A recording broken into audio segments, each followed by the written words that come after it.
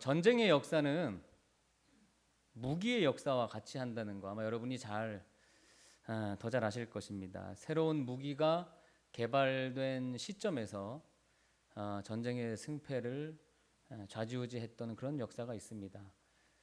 처음에는 돌로 무기를 만들어서 싸웠죠. 그 돌로 한 지역을 지배했습니다. 그러나 어느 나라가 갑자기 철을 만들어서 철로 무기를 만드니까 도무지 돌로는 철을 감당해낼 수가 없었습니다. 철을 만든 나라가 또 그 지역을 지배하게 됩니다. 어떤 사람이 아무리 그 칼을 날고 긴다, 아주 뛰어난 검술을 가지고 있다고 해도 총 앞에서는 맥을 쓸 수가 없습니다. 총 한 방이면 끝이 나는 거죠. 영화에서나 칼로 총알을 막는 거지 실전에서는 아무런 효과가 없습니다. 그러니까 사람의 수보다는 어떠한 무기를 가졌느냐가 또 전쟁에서는 아주 중요한 그런 요소가 되는 겁니다. 이것은 영적 전쟁에서도 예외가 아닙니다. 지난 2주 동안 저희들이 들었던 말씀의 가장 중요한 요지는 바로 저와 여러분들이 지금도 치열한 영적 전쟁의 현장 한가운데 있다고 하는 사실입니다. 내가 영적 전쟁에 있다는 사실을 우리가 느끼지 못한다면 그것은 마귀에게 항복을 했거나 아니면 이미 패배한 상태로 우리가 살고 있다는 증거입니다. 잘 갖추어진 무기를 지니고 있지 않으면 저희들은 늘 패배할 수밖에 없다는 그 사실을 저희가 지난주까지 공부했습니다. 여러분, 인생을 살면서 이 세상과 또 우리의 삶이 눈에 보이는 현실로만은 설명하기가 어렵다는 거, 그건 여러분도 다 동의하시고 너무나 잘 알고 계실 거예요. 아마 그것이 하나님이 창조한 이 세상과 또 하나님이 만드신 우리 사람의 그 참 복잡한 인생의 어떤 신비함을 드러내는 하나의 부분인 것 같아요. 만약 눈에 보이는 것이 전부라면 성실하게 사는 사람들이, 열심히 사는 사람들이 다 소위 말하는 세상의 복을 받고 살아야 합니다. 내가 내 건강 관리만 잘하면 나는 병에 걸리지 말아야죠. 매사를 신중하고 조심하게 사는 사람은 사고도 당하지 말아야 합니다. 그런데 이 세상이 어디 그렇습니까? 그렇지 않습니다. 내가 아무리 노력하고 애써도 반드시 어긋나는 인간관계가 있습니다. 사람마다 다 다릅니다. 아무리 조심해도 다가오는 어려움과 사고를 막을 수 없습니다. 뿐만 아니에요, 우리 인간의 사람의 생사화복의 복잡함을 어느 누가 인간의 언어로 그것을 확실하게 설명할 수 있을까요? 그것은 불가능할 것 같습니다. 여러분, 그 암병동에 이렇게 신방을 가면 참 많은 사람들이 거기에 누워 있는데 나이 어린아이부터 아주 큰 나이 많으신 할아버지 할머니까지 천차만별입니다. 어떤 사람은 나이가 많지만 아주 치료를 잘 받는 분이 있고요, 어떤 사람은 아주 젊은 나이임에도 불구하고 그냥 바로 응급실에 실려가서 세상을 마감하는 사람도 있어요. 여러분, 이런 세상에 말도 안 되는, 보이지 않는 우리 인간 생사의 흐름을 여러분 조금이라도 알고 계십니까? 이거 설명하실 수 있으시겠어요? 우리는 맨몸으로 보이지 않는 이 세상의 질곡과 사단의 공격에 도저히 맞서 싸울 수 없는 여러분 그런 하나의 사람, 인간에 불과하다는 것입니다. 너무 연약한 존재라는 거죠. 그래서 하나님은 우리에게 좋은 무기, 전신갑주를 주시고 이것을 입으라고 말씀하셨습니다. 우리에게 무기가 없으면 언젠가 한순간에 무너질 수도 있습니다. 아내나 또 남편의 무기가 나를 지켜주는 것이 아니고 부모의 무기가 우리 자녀들을 지켜주는 것이 아닙니다. 우리가 교회에 나오는 이유가, 여러분 왜 나오십니까? 교회 왜 다니세요? 어떤 복이나 받으려고 나오는 것입니까? 그렇지 않습니다. 영적인 회복과 영적인 새 삶을 위해 나오는 겁니다. 아직도 교회에 오면서 세상의 복의 관점에서 그냥 모든 것을 바라보는 분들이 많아요. 이 교회 안에도. 분명히 말씀드리는 것은 예수 그리스도의 기독교는 여러분의 기대와는 많이 다르다는 것입니다. 예수님의 말씀은 여러분의 소원과는 정말 하늘과 땅 차이라는 것입니다. 하나님으로부터 뭔가를 얻어내야만 내가 복을 받았다고 생각한다면 그럼 그 사람은 하나님을 제대로 믿을 수가 없습니다. 왜냐하면 하나님은 그런 사람들에게 자신을 완전히 잘 드러내시지 않습니다. 우리 사람들 관계에서도 아니 저 사람이 나한테 뭐 얻어먹으러 왔는데 그거 뻔히 다 아는데 마음을 우리 하나님이 우리의 마음을 모르시겠습니까? 여러분 예수님을 믿을 때 교회 다닐 때 우리에게 주어지는 가장 큰 복은 바로 하나님과의 관계가 회복되는 것입니다.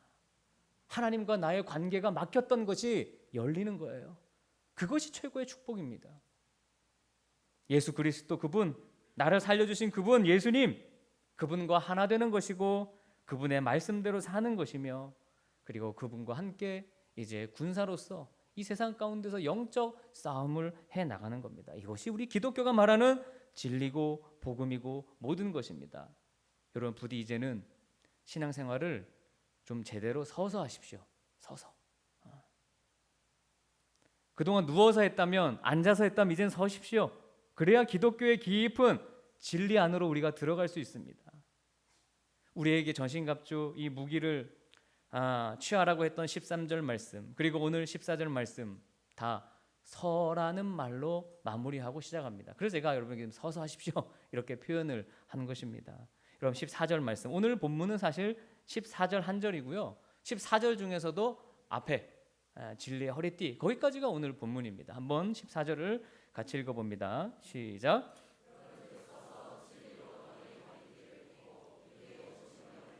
아멘. 저는 14절에서 17절 말씀이 존재한다는 것이 너무 감사하더라고요.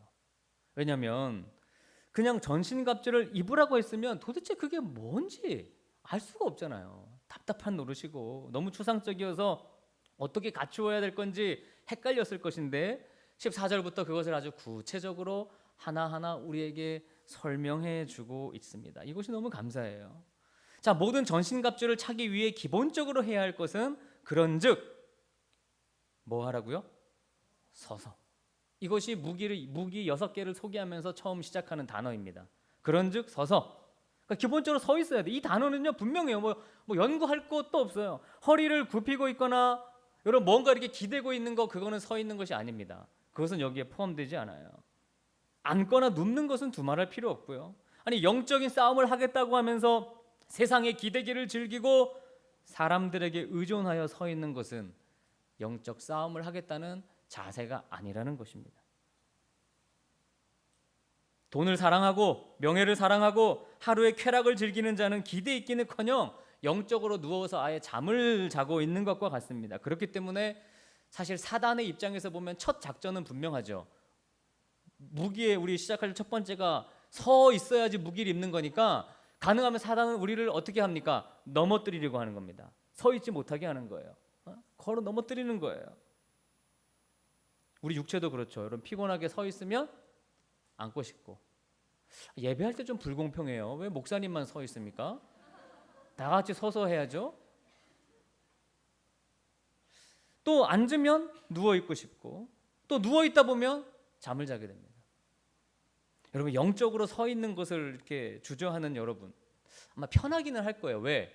서 있지 않으면 마귀의 공격도 없습니다. 이미 누워 있기 때문에 넘어져 있기 때문에 굳이 공격할 필요가 없는 거예요. 수많은 목회자와 성도들이 마귀가 쳐놓는 올무에 걸려서 어떻게 넘어집니다.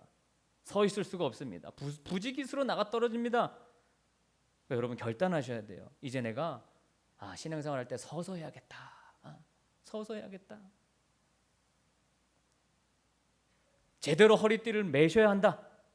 선다는 거, 허리띠를 맨다는 거, 그것은 전쟁에 있어서 영적 전쟁을 하기 전에 어떤 결단하는 의미가 있습니다. 첫 번째는 긴급한 문제예요. 여러분이 앉아서 쉬고 있고 누워서 쉬는 곳이 어디냐? 죄악에 잠을 자고 있는 곳이 어디냐? 거기가 여러분의 영혼을 노리는 사단과의 전쟁터 한복판임을 한다면 여러분 깜짝 놀라서 일어나겠죠.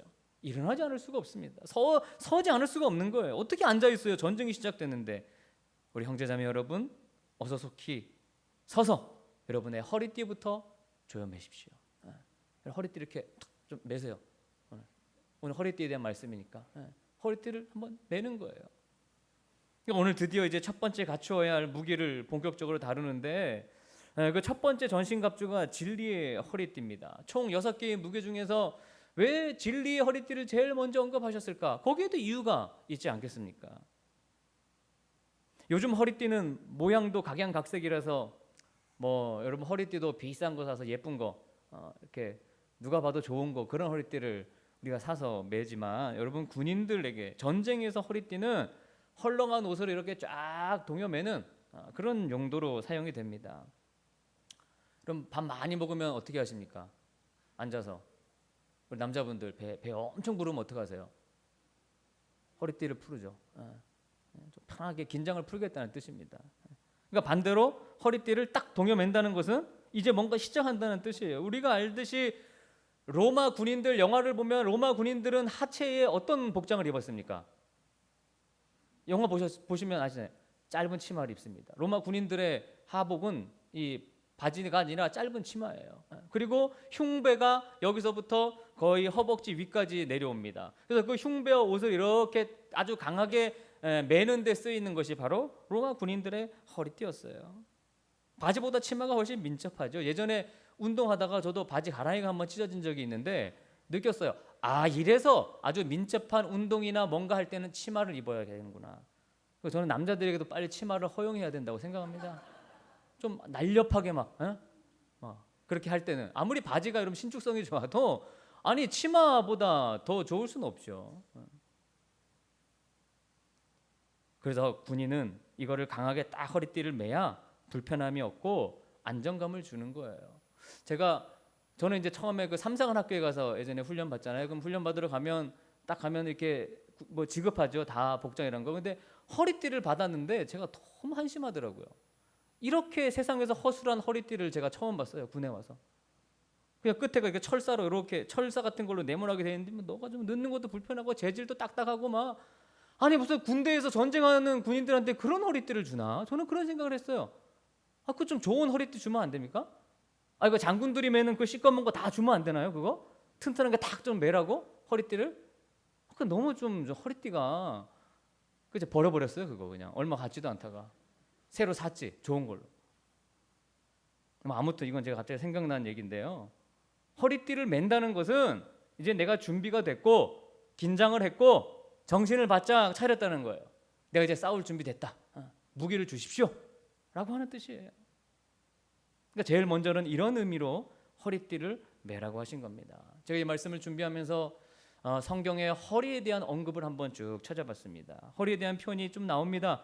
욥기 40장 15절에 보면 하마에 대한 묘사가 있는데 그것의 힘은 허리에 있고 그 뚝심은 배의 힘줄에 있다. 그렇게 기록이 되어 있어요. 그러니까 하마의 힘이 어디서 나오느냐? 그건 하마의 허리에 있다는 거예요.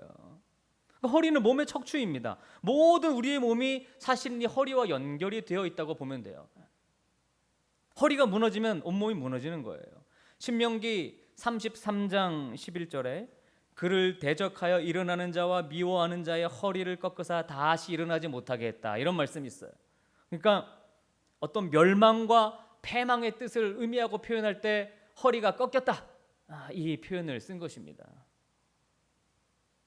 허리가 약한 사람은 온몸이 약한 사람이에요. 여러분 이렇게 하루 종일 서 있거나 뭐 피곤하고 그럴 때 어떻게 하세요? 서서 손을 어디에 대세요? 허리야, 허리야, 허리야. 그러죠? 네. 허리야. 그러니까 허리에 힘을 받쳐주는 겁니다. 이 손으로. 허리가 중심인 거예요. 우리의 주된 힘이 허리에 있기 때문이에요. 뿐만 아닙니다. 출애굽기 12장 11절에 너희는 그것을 이렇게 먹을지니 허리에 띠를 띠고 발에 신을 신고 손에 지팡이를 잡고 급히 먹어라. 아무리 급히 먹으더라도 허리띠 제대로 하고 자세를 갖추고 언제 적군이 올지 모른다. 유월절이 가까이 왔을 때인데 예수님도 십자가 지시는 유월절이 가까이 오셨을 때 요한복음 13장 4절에 보면 허리에 수건을 두르시고 제자들의 발을 씻기셨다고 했어요. 이사야 선지자는 이스라엘을 멸망시키는 이방 나라들이 달려드는 강력한 모습을 묘사할 때 이사야 5장 26절 이하에 그들의 허리띠는 풀리지 아니한다라고 말했습니다. 그러니까 적군이 막 달려오는데 저들이 엄청 강하게 느껴지는 거예요. 그걸 뭐라고 표현했느냐? 저들의 허리띠는 안 풀린다. 허리가 힘을 상징하는 거죠. 허리는 중심입니다. 로마 군인들은 허리에 이게 허리띠를 차고 있지만 로마에 사는 사람들 중에서도 허리띠를 안 차고 사는 사람들이 있었어요. 그게 누구냐? 궁정에 사는 사람들이었어요. 왕의 가족들, 귀족들, 그들은 쭉 늘어뜨린 옷 그것만 입고 허리띠는 필요 없는 거예요. 바닥까지 늘어진 편한 옷을 입고 매일마다 게으른 삶, 사치한 삶, 노는 거 그런 걸 즐겼기 때문에 허리띠가 필요 없었던 것입니다. 사치하고 나태한 삶을 은밀히 즐기는 그리스도인들은 이런 허리띠를 좋아하지 않습니다. 몸을 꽉 조여매는 허리띠는 투철하게 영적인 싸움을 하는 성도들에게나 이게 편리한 거지, 죄의 낙을 즐기며 살아가는 성도들에게는 너무도 불편하기 짝이 없는 거예요. 우리가 교회에서 뜨겁게 모이고 하나님의 말씀을 전하고 이런 말씀을 듣고 하자고 해도 여러분 그 말이 불편하게 느껴지는 분들 있죠. 뭘 자꾸 모여? 뭘 자꾸 기도하러 그래? 이게 불편한 거예요. 안 맞는 거예요. 세상과는 안 맞는 거예요. 영적 긴장이 없기 때문에 허리띠를 졸라맬 이유가 없는 겁니다. 나한테 안 맞는다면, 여러분 그런 분이 있다면 그 정말 회개해야 됩니다. 정말 회개해야 됩니다. 진리의 허리띠는 그런 차원에서 우리에게 아주 중요한, 매우 중요한 경종을 울리고 있습니다. 자, 그러면 이 허리띠가 무슨 허리띠냐? 진리의 허리띠라는 거예요. 그럼 진리가 뭐냐?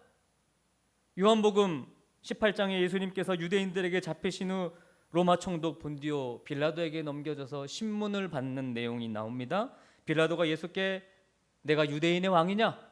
네가 무엇을 했느냐? 그렇게 묻자 예수님이 내 나라는 이 세상에 속한 것이 아니다. 진리에 대하여 증언하러 왔다. 진리에 속한 자는 내 음성을 듣는다라고 대답하셨습니다. 그러자 빌라도가 이어서 예수님께 한 질문이 그럼 그 진리가 도대체 무엇이냐? 이렇게 반문했어요. 진리가 무엇이냐? 여러분, 진리가 무엇입니까? 여러분, 진리가 무엇입니까? 제가 감리교 신학대학교 다닐 때 기숙사에 살았어요. 한 1년을 살았는데 4인 1실이었습니다. 그런데 4인 1실인데 뭐 사는 사람은 5명도 되고 6명도 되고 많을 때는 8명도 한 방에 살았어요. 그러니까 4명은 돈 내고 살고 4명은 돈 안 내고 사는 선배들이에요. 그들을 뭐라 부릅니까, 여러분? 빈대라고 불러요. 빈대. 그 빈대예요. 그러니까 매 학기 시작될 때 우리 방에는 빈대가 몇 명 붙나 그게 초미의 관심사예요. 가능하면 좋은 선배가 좀 오면 좋겠다. 그 당시에 신학생들이 돈이 없잖아요. 그러니까 그냥 그렇게 얹혀 사는 거예요, 기숙사에. 우리 또한 선배가 됐을 때는 그렇게 빈대 생활 할 수밖에 없어요. 그런데 저희 방에 저보다 학번이 10년이나 높은 그런 선배가 있었어요. 아직도 졸업도 못하고 학교 다니지도 않아요. 근데 와서 살아요. 그러면서 매일 새벽 2시, 3시만 되면 술 잔뜩 먹고 취해가지고 들어와서 누워있는 후배들 다 깨웁니다. 그러고 물어요. 야, 진리가 뭐냐? 도대체 진리가 뭐냐? 그러면 얘기해야 돼요. 얘기 안 하면 밤새 잠 안 재워요. 그게 싫어서 저는 동아리방에서 많이 잤어요. 그럼 빈대 선배들 너무 많아가지고 불편해가지고 하루는 제가 동아리방에 페인트 칠을 했어요. 하얀색으로 다. 근데 딱 아침에 왔는데 바로 그 선배가 술 먹고 새벽 4시에 와서 제가 다 칠해놓은 페인트 그 벽에다가 검은 글씨로 독일어로 진리는 무엇이냐 한 벽을 채워놨어요. 야, 저는 지금도 진리가 뭐냐 그럼 제 귀에 그 소리가 아른거려요. 진리가 뭐냐? 진리가 뭐냐? 거의 알코올 중독이었어요, 그분은. 여러분, 저 진리가 뭡니까? 이 진리는 모든 것을 포함하는 아주 포괄적이면서도 선명한 진리입니다. 뒤에 나오는 다른 모든 무기들의 가장 기본이 되는 거예요. 여러분 대답해 보세요. 자, 진리가 뭡니까?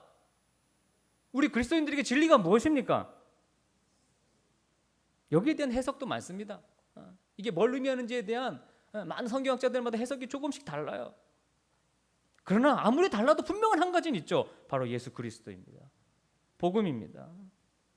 예수 그리스도에 대한 근본적인 지식과 신뢰, 그리고 그것을 증거하는 말씀인 하나님 말씀, 성경, 이거에 대한 믿음이 없으면 우리는 다 무너지는 거예요. 그러니까 어떤 의미에서는 이 전체 하나님 말씀이 진리인 겁니다. 성경이 전하는 예수 그리스도가 진리인 겁니다. 많은 사람들이 교회에 나오지만 이 진리에 바로 서지 못한 까닭에 사탄에 넘어지는 것을 너무도 많이 봅니다. 에휴, 목사님, 그럼 그 사람들이 예수 그리스도를 안 믿어서 다 넘어진 겁니까? 저 큰 교회 목사님들 막 요즘 부지기수로 나가 떨어지는데 그럼 예수 안 믿은 겁니까? 예수를 알죠. 알긴 알죠. 믿기는 믿죠. 그런데 입술로만 고백했지 진실로 그 예수가 자기 삶에 진리인 것은 증거하지 못한 거예요. 말로는 하죠. 말로는. 자기가 믿는 예수님, 자기가 생각하는 예수님, 자기에게 좋은 예수님의 말씀만 가지고 산 것입니다. 우리가 예수 믿을 때 진리가 분명하지 않으면 그거는 무당을 믿는 것과 똑같다는 거예요. 그런 식으로 예수 믿는 거예요. 복음의 진리인 예수님이 우리에게 하시는 말씀을 제대로 몰라서 사탄의 가장 쉬운 공격 대상이 되는 것입니다. 여러분, 교회 오면서 도대체 예수님이 우리에게 뭐라고 말씀하셨는지 그거 궁금해하지 않겠습니까? 이 진리를 아는 힘, 즉 예수님을 아는 마음이 없으면 그 성도의 인생 경로가 우왕좌왕하게 되고 신앙생활도 갈팡질팡하게 되고 세상에서 방황하고 흔들리고 불안하고 절망하는 그 마음들을 들여다보면 결국 그 마음 안에 진리가 없기 때문에 곤두박질 치더라는 것입니다. 사탄은 언제나 우리를 파멸시키려고 하는데 그 방법 가운데 제일 좋은 게 뭐냐? 우리 안에 진리가 아닌 거를 자꾸 심어주는 거예요. 교회 올 때도 진리를 못 보게 하고 그 외의 것을 자꾸 보게 하는 것입니다. 예수 믿으면 돈 많이 벌어, 예수 믿으면 진급해, 예수 믿으면 만사형통이야, 이런 말도 안 되는 것들이 진리 있냐? 오늘날 교회마다 각각 제일 중요한 자리를 차지하고 있더라는 거예요. 그건 진리도 아닌데 그것 때문에 교회 다니더라는 거예요. 예수님은 내가 곧 길이요 진리요 생명이라고 말씀하셨습니다. 여러분, 우리가 성경에 사소한 이야기 몇 가지 잘못 이해했다고 뭐 영원한 생명이 박탈당하고 잘못되는 거 아닙니다. 우리 운명이 위태로워지는 건 아니에요. 그러나 복음인 이 진리를 잘못 이해하면 여러분 신앙생활 모든 것이 결단납니다. 여러분 다 잘못 신앙생활 하고 있는 거예요. 진리는 예수님이고 그리고 그 주님의 말씀입니다. 그것이 우리에게 제일 큰 복이에요. 그것 때문에 신앙생활 하는 거예요. 그것 때문에 교회 오는 거예요. 예수 믿고 천국 가자, 그건 아주 일부분일 뿐입니다. 예수님이 우리에게 무엇을 말씀하셨습니까? 그걸 공부하는 것이 성경 공부고 예수님이 하신 진리의 말씀대로 살아가는 것이 신앙생활입니다. 언제 예수님이 세상에서 잘되고 형통하고 돈 벌고 자기 자랑하고 내세우고 그렇게 살라고 하셨습니까? 왜 진리의 말씀을 왜곡합니까? 언제부터 우리 한국교회가 이렇게 됐습니까? 그래서 한국교회가 망해가는 거 아닐까요? 거기 이유가 있는 거예요. 참으로 안타까운 현실입니다. 물론 이 말은 불합리하고 빈곤한 현실에 뭐 안주하고 살아라, 그냥 합리화한다, 그런 뜻은 아니에요.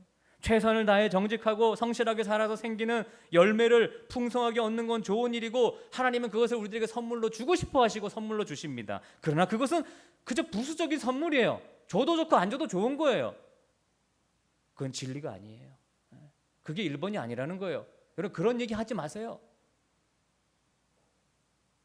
오늘날 진리의 허리띠를 제대로 차고 있는 성도들이 없는 것이 바로 한국교회가 무너지는 이유고, 그리고 사단의 세력에게 넘어뜨림을 당하는 가장 큰 이유라고 하는 것입니다. 진리에 깊은 관심을 갖는 성도들이 없어요. 도대체 진리가 뭘까? 우리 예수님이 무슨 말씀하셨을까? 그런 질문이 없다는 말이에요. 예수님이 나에게 뭔가 잘해 주실 거, 그런 것만 바라보지 예수님이 도대체 어떻게 사는 것이 신앙생활이고 너가 이 땅에서 하나님 나라를 이루며 사는 것인데 말씀하신 그 말씀에는 우리가 관심이 없다는 거예요. 잠언 29장 18절에 묵시, 즉 하나님을 아는 지식이 없어 사람이 방자히 행한다고 했습니다. 하나님을 모르기 때문에, 예수님이 나에게 뭐라고 하셨는지 그걸 모르기 때문에 우리가 이 세상 가운데 방자히 살아간다는 것이에요. 사랑하는 여러분, 진리에 사로잡히기를 구하십시오.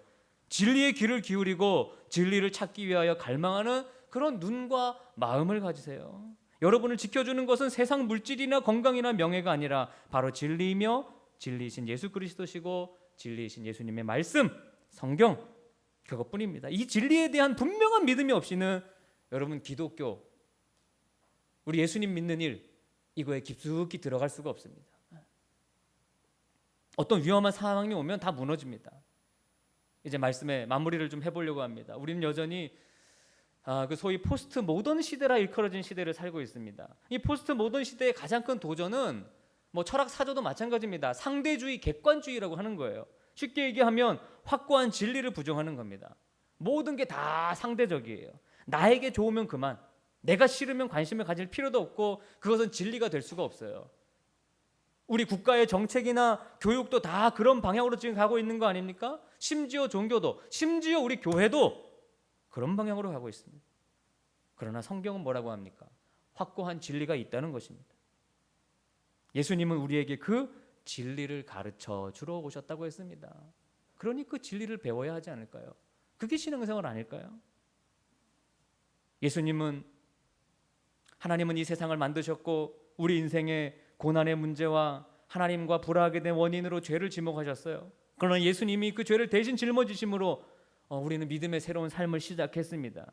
그리고 시작한 우리들에게 필요한 게 뭐냐? 바로 예수님의 진리의 말씀을 살아내는 일이에요. 진리의 띠를, 허리띠를 띠라는 거예요. 이게 안 되면 그 다음 무기들은 소용이 없어요. 가장 근본적인 겁니다.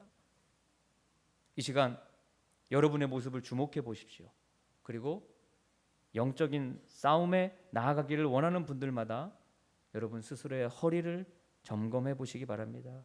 내가 진리의 허리띠를 두르고 있는지 살펴보십시오. 그냥 예수라는 이름은 알고 내가 그거 믿으니 천국 간다, 이런 얄팍한 진리 말고 예수 그리스도에 대한 정말 진지한 관심과 그분이 뭐라고 말씀하셨는지 그 말씀이 여러분 삶의 어떤 전반의 방향성, 군생활 전체의 방향성을 결정짓고 있는지 한번 돌아보시기 바랍니다. 그리고 하나님께 기도하세요. 주님, 우리가 전투하기엔 너무나 불편하게 느려져 버린 이 몸과 마음을 진리에 띠인 예수 그리스도로, 말씀으로 묶어 주십시오. 오직 진리를 알고 진리를 찾고 진리를 살아내는 성도만이 나태한 삶으로부터 새롭게 영적 변화를 경험하고 영적 싸움에서 승리할 수 있는 것입니다. 그리스도인은 이 진리를 알고 전하는 일에 일생을 바친 사람들을 그리스도인들이라 그랬어요. 그런 사람을 교인, 예수 믿는 사람이라고 부르는 것입니다.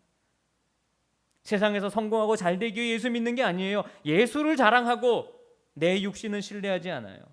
예수 그리스도의 말씀을 실천하고 예수님 자체를 사랑하고 사모하는 사람들, 바로 그것이 예수를 믿는 그리스도인들의 가장 큰 증거입니다. 진리의 허리띠가 있느냐 없느냐, 여러분은 꼭 그거 점검해 보시고 진리의 허리띠를 여러분의 인생에 반드시 묶고 모든 것을 그것의 관점으로 보고 행동하고 실천할 수 있는 저와 여러분 되시기를 주님의 이름으로 축원합니다. 우리 함께 찬양하기 원합니다. 함께 찬양하겠습니다.